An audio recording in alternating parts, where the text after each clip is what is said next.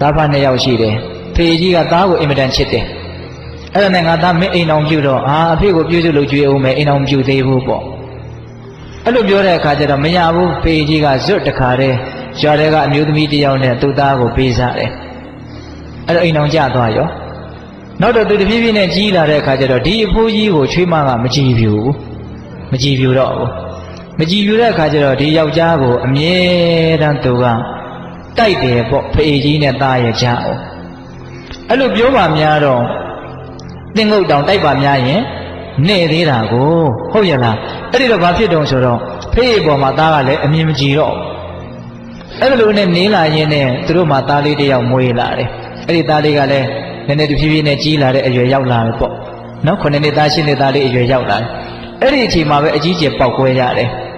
မိမဖြစ်တဲ့လူကရှင့်ဖေကိုအသေးသက်ရင်တတ်မတတ်ရင်ကျမဒီအိမ်ကဆင်းမယ်ဒါမျိုးဖြစ်လာတယ်အဲ့ဒါနဲ့သားကလည်းဘယ်လောက်ထိမိုက်တုံဆိုတော့ကဲအဲ့လိုဆိုရင်ငါအဖေကိုတတ်မယ်ဆိုရင်ဘယ်လိုတတ်ရမလို့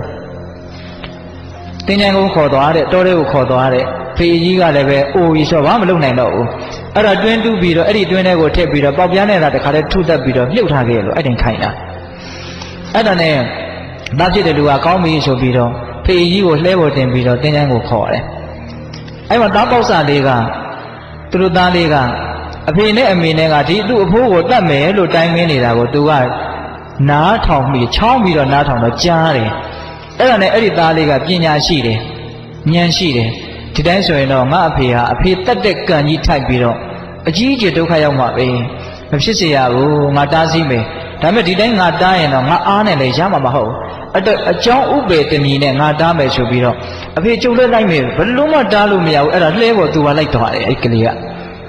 အဲ့ဒါဒီယောက်ျားကဒီသားကလည်းကောင်းပြီဆိုသူ့သားကိုခေါ်ပြီးတော့မြေဖို့သားဖ3ယောက်ပေါ့လေသွားကြတာအဲ့ဒါနဲ့ဖေကြီးမြင်ပါဆိုလို့ဖေကြီးကိုလှဲပေါ်တင်လှဲချွတ်ပြီးတော့တခါတည်းတွင်းကြီးတူးတယ်တွင်းတူးတဲ့အခါကျတော့သားကမေးတယ်အဖေဒီတွင်းကဘာလို့မလို့တော့ထို့ငါအဖေကိုမြုပ်မလို့ကွာအဲ့လိုပြောတဲ့အခါကျတော့ဖေကတူးရတာမပြီးသေးတော့မောပြီးတော့နားတဲ့အချိန်မှာသားကအဲ့ဒီပေါက်ပြားယူပြီးတော့ဟိုးနားလေးမှာခက်လန်းလန်းမှာတခါသားကလည်းအတင်းတူးတယ်တွေ့တူးတဲ့အခါကျတော့ငါသားမင်းဘာလို့မလို့အဲ့တွင်တူးတာတော့ကျွန်တော်လည်းအဖေလမ်းစဉ်လိုက်ရမယ်အဖေကအဖေရဲ့အဖေကိုမြုပ်တယ်လို့ကျွန်တော်ကလည်းအဖေကိုမြုပ်ဖို့အတွက်ဒီတွင်ကိုတူးတာပြီးတဲ့စဉ်းစားတော့ဟုတ်ရဲ့လားဘာလဲသူ့အဖေမြုပ်ဖို့သူကတူးတယ်လို့သူ့သားကလည်းသူ့ကိုမြုပ်ဖို့တွင်တူးတာအဲ့ဒီကြောင့်မှသူတော်တော်လန့်သွားခမင်းဘာတွေပြောတာတော့ပေါ့ဟုတ်တယ်လေခမင်းလည်းခမင်းအဖေကိုခမင်းမှုတ်ကျုပ်လည်းကျုပ်ဖေကိုကျုပ်မြုပ်အဲ့လိုပြောတော့မှသူတော်တော်ထိတ်လန့်သွားတယ်ငါသားဒါမလုပ်ကောင်းဘူးခမင်းအဲ့လိုပြောသလားပေါ့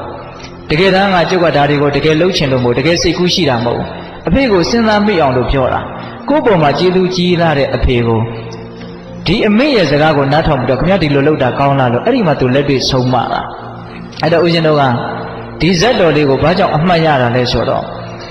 ကိုယ့်အဖေကိုမြုပ်ဖို့ကြိုးစားတော့ကိုယ့်သားတွေကလည်းကိုယ့်ကိုပြန်ပြီးတော့မြုပ်ဖို့ကြိုးစားကြတာပဲ